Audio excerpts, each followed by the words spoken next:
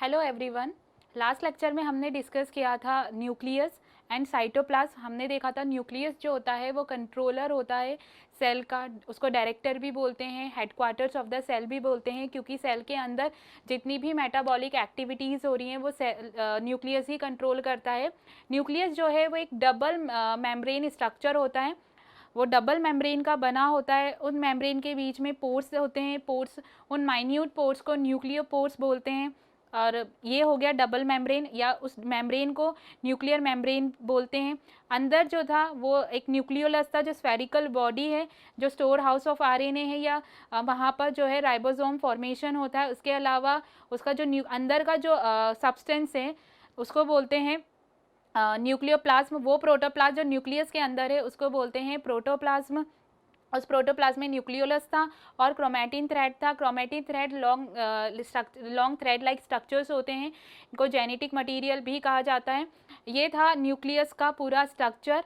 Nucleus जो है वो सेल साइकिल को रेगुलेट कर रहा है, मेटाबॉलिक एक्टिविटीज़ को रेगुलेट कर रहा है, एक तरह से पूरा सेल को कंट्रोल करके रखा हुआ है न्यूक्लियस ने। उसके बाद हमने डिस्कस किया था साइटोप्लाज्म। अब जो साइटोप्लाज्म है ये वो वाला उस प्रोटोप्लाज्म को बोलते हैं जो न्यूक्लियस के बाहर है, तो उसको हम क्या बोलते हैं, साइटोप्लाज्म। अब साइटोप्लाज्म के दो पार्ट हमने डिस्कस किए थे, सेल ऑर्गेनल और साइटोसॉल। साइटोसॉल जो है जितनी भी बायोसिंथेटिक, क्योंकि हम बोलते हैं कि सेल, हमने ये भी डिस्कस किया, हम यही पढ़ते हैं कि जो सेल है वो फंक्शनल यूनिट है। सेल को फंक्शनल यूनिट कहा जाता है किसी भी लिविंग ऑर्गेनिज्म का।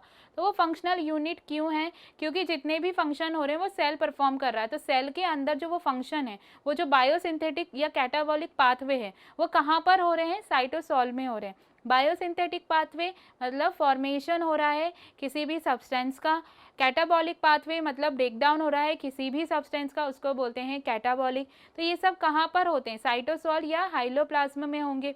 सेकेंड, जितने भी रिएक्शंस हो रही हैं या जितने भी अंदर रिएक्शन हो रही है, फंक्शन हो रहे हैं, उनके लिए जिस रॉ मटेरियल की रिक्वायरमेंट होती है तो वो भी कहाँ पे अवेलेबल होगा, साइटोसॉल में। इसलिए इसको क्या बोलते हैं, ये एज अ एक्ट करता है store house for raw material.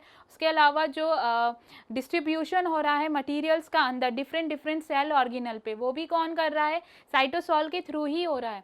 और जो सेल ऑर्गेनल के बीच में जो एक्सचेंज होता है मटेरियल्स का, वो भी किसके थ्रू हो रहा है, साइटोसॉल के थ्रू हो रहा है। तो ये तो थे साइटोसॉल के फंक्शन। उसके अलावा उसके जो नेक्स्ट पार्ट था साइटोप्लाज्म का, वो है सेल ऑर्गेनल्स। ये लिविंग स्ट्रक्चर्स होते हैं सेल के। अब ये भी अलग अलग है, डबल मेम्ब्रेन वाले स्ट्रक्चर होंगे, सिंगल मेम्ब्रेन वाले होंगे, नॉन मेम्ब्रेन वाले स्ट्रक्चर होंगे, और कुछ लिविंग नॉन लिविंग स्ट्रक्चर्स भी होंगे। तो आज जो हम डिस्कस करेंगे वो है non membranous structure, double membranous structure. और डबल मेम्ब्रेन जो मेम्ब्रेनस स्ट्रक्चर्स होते हैं वो दो हैं, cell organelle, mitochondria and plastid. तो जो आज हम डिस्कस करने वाले हैं वो है माइटोकॉन्ड्रिया।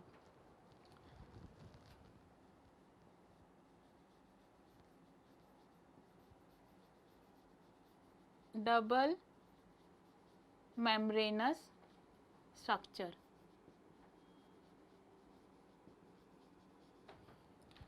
दो होते हैं, माइटोकॉन्ड्रिया एंड प्लास्टिड। तो जो आज हम डिस्कस करेंगे वो है mitochondria.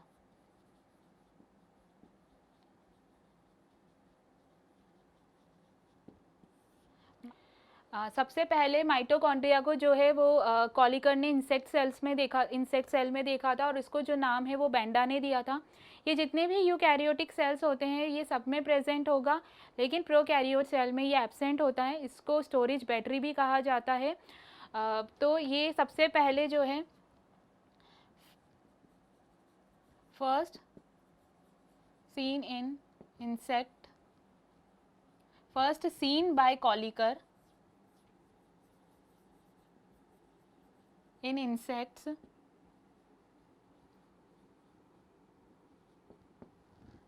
name was given by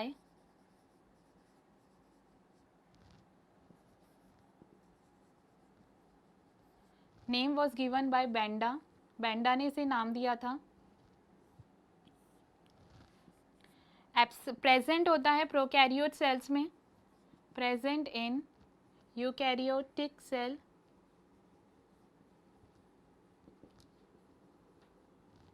absent होता है प्रोकैरियोट सेल्स में।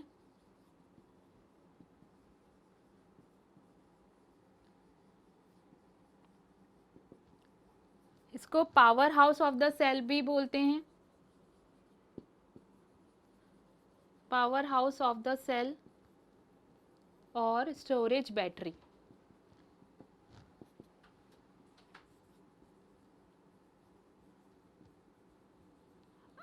इसको power house of the cell इसीलिए बोलते हैं क्योंकि सेल में जितनी भी एनर्जी की रिक्वायरमेंट होती है उस सबका फॉर्मेशन कहाँ पर होता है, माइटोकॉन्ड्रिया में। माइटोकॉन्ड्रिया जो है वो सेल के लिए एनर्जी प्रोडक्शन का काम करता है। तो सबसे पहले कॉलिकर ने देखा था इसको इंसेक्ट्स में, इसका जो नाम है वो बेंडा ने दिया था। यूकैरियोटिक सेल में प्रेजेंट होता है, प्रोकैरियोटिक सेल में एब्सेंट होगा। इसको power house of the cell और स्टोरेज बैटरी भी कहा जाता है। अगर अब हम इसके स्ट्रक्चर्स को, इसका स्ट्रक्चर देखें तो ये डबल मेम्ब्रेन स्ट्रक्चर होता है इस तरह से। नेक्स्ट है स्ट्रक्चर, ये डबल मेम्ब्रेन स्ट्रक्चर है। अब इसका आउटर मेम्ब्रेन इस तरह से है। अब जो इनर मेम्ब्रेन होगा वो अंदर की तरफ ऐसे फिंगर लाइक प्रोजेक्शन बनाएगा, इस तरह से अंदर की तरफ इनफोल्ड होगा, फोल्डिंग होगी और ये ऐसे फिंगर लाइक प्रोजेक्शन फॉर्म करेगा। अब ये जो फिंगर लाइक प्रोजेक्शन है इनको बोलते हैं क्रिस्टा। ये हो गया आउटर मेम्ब्रेन,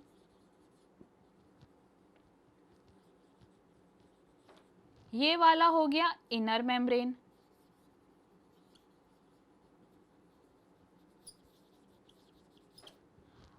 अब ये जो फिंगर लाइक प्रोजेक्शन बनाया है इसको बोलते हैं क्रिस्टे, इसको कहा जाता है क्रिस्टे। अब ये जो अंदर स्पेस है इसको बोलते हैं matrix.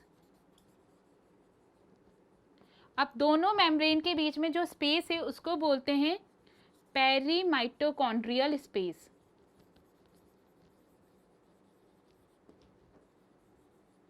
पेरीमाइटोकॉन्ड्रियल space.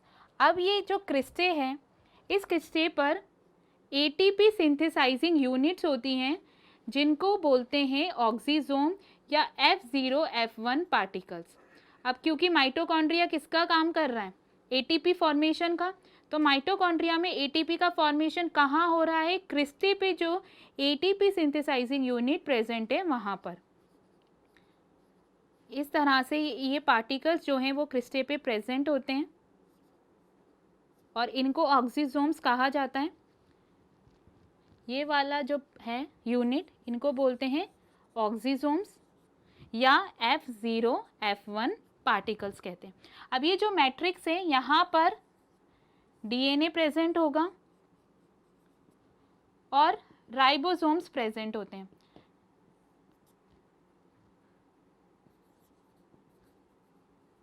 Ribosomes 70S type के राइबोसोम प्रेजेंट होते हैं। तो ये है माइटोकॉन्ड्रिया का स्ट्रक्चर, डबल मेम्ब्रेन स्ट्रक्चर है।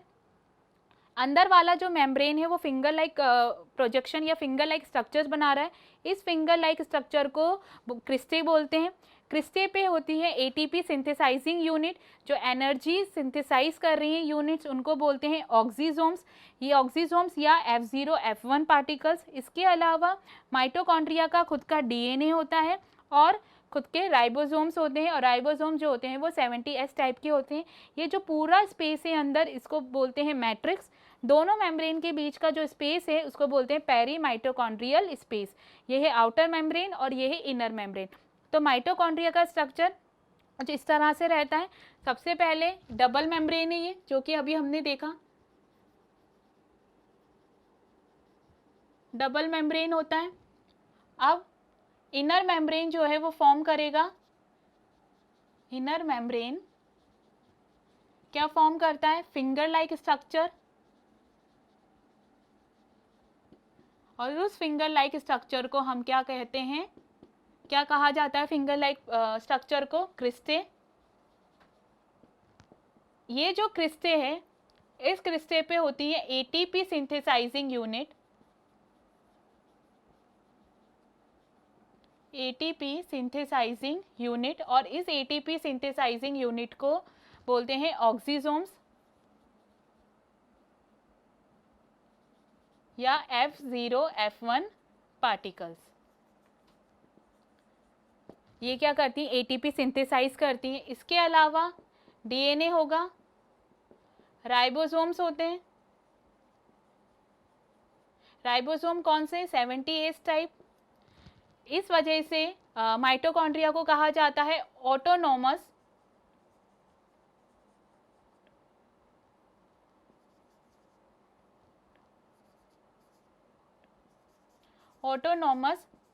सेल ऑर्गेनल्स,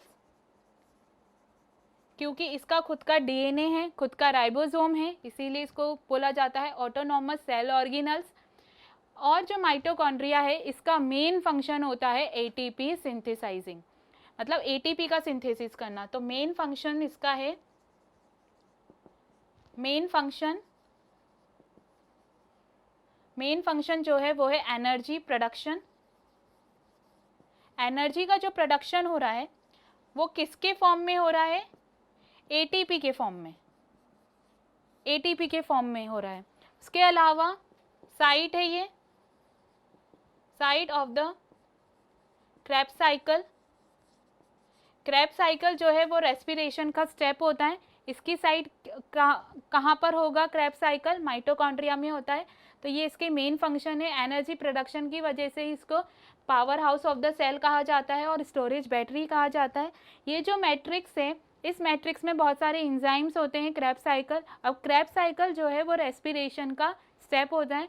रेस्पिरेशन मीन्स क्या है, फूड का ऑक्सीडेशन हो रहा है टू प्रोड्यूस एनर्जी, फूड का ब्रेकडाउन हो रहा है in presence of oxygen to produce energy, उसको बोलते हैं हम रेस्पिरेशन। तो सबसे पहले क्या होगा रेस्पिरेशन में, फूड का ब्रेकडाउन होगा, ब्रेकडाउन होने के बाद क्या रिलीज करेगी वो एनर्जी। तो एनर्जी जो रिलीज हो रही है तो वो कहाँ पर हो रही है, कहाँ पे प्रोड्यूस हो रही है, माइटोकॉन्ड्रिया के अंदर। ये सर सारा स्टेप है वो कहाँ पर हो रहा है, माइटोकॉन्ड्रिया में। ब्रेकडाउन जो है वो साइटोसोल में होगा, जो कि अभी हमने डिस्कस किया था कि बहुत सारे कैटाबॉलिक पाथवे होते हैं। तो जो ब्रेकडाउन होगा वो साइटोसोल में होगा। उसके बाद जो बाकी का है, सबसे पहला स्टेप हो गया ब्रेकडाउन का, उसके बाद जो एनर्जी प्रोडक्शन का काम है वो कहाँ पर होगा, माइटोकॉन्ड्रिया में। तो यहाँ पे वो सारे एंजाइम हैं जो क्रेब्स साइकिल के लिए ज़रूरी हैं, वो सारे माइटोकॉन्ड्रिया के मैट्रिक्स में प्रेजेंट है। तो ये था डबल मेम्ब्रेन स्ट्रक्चर माइटोकॉन्ड्रिया, जो कि सबसे पहले कॉलिकर ने इंसेक्ट में देखा था। इसका नाम जो है वो बेंडा ने दिया था। यूकैरियोटिक सेल में प्रेजेंट होता है, प्रोकैरियोट्स में एब्सेंट होगा। इसको power house of the cell या हम इसको स्टोरेज बैटरी बोलते हैं। अब ये डबल मेम्ब्रेन स्ट्रक्चर है, आउटर मेम्ब्रेन है, इनर मेम्ब्रेन है, दोनों के बीच की स्पेस को बोलते हैं पेरी माइटोकॉन्ड्रियल स्पेस। अब ये जो मेम्ब्रेन है ये अंदर की तरफ फिंगर लाइक प्रोजेक्शन बना रहा है। इस जो ये स्ट्रक्चर है इसको बोलते हैं क्रिस्टे। क्रिस्टे पे होती है एटीपी सिंथेसाइजिंग यूनिट, जिनको बोलते हैं ऑक्सीजोम या F0 F1 पार्टिकल। उसके अलावा राइबोसोम्स होते हैं, राइबोसोम है 70S टाइप, और डीएनए होता है। ये जो अंदर का पार्ट है इसको मैट्रिक्स बोलते हैं। मैट्रिक्स में एंजाइम्स होते हैं क्रेब्स साइकिल के। और मेन फंक्शन जो है माइटोकॉन्ड्रिया का वो है एनर्जी प्रोडक्शन का। और सेकंड है कि यहाँ पर जो रेस्पिरेशन की जो क्रेब्स साइकिल है वो भी यहीं होती है माइटोकॉन्ड्रिया में। तो ये था फर्स्ट स्ट्रक्चर माइटोकॉन्ड्रिया का। अब नेक्स्ट लेक्चर में हम डिस्कस करेंगे प्लास्टिड। Thank you.